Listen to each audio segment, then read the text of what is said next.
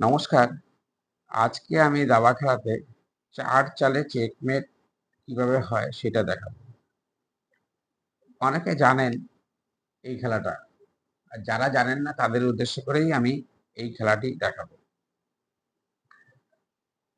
আমাদের দাবা খেলাতে যেরকম আমরা রাজার ঘরের বড় ২ ঘর দিই।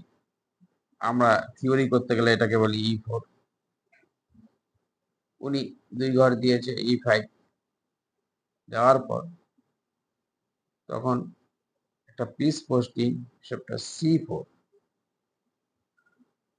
উনি চিন্তা করল যে D6 করে এই পয়েন্টটাকে সাপোর্ট দেই। সাপোর্ট দেওয়ার পর হোয়াইট কুইনটা F3 করে। এইবার উনি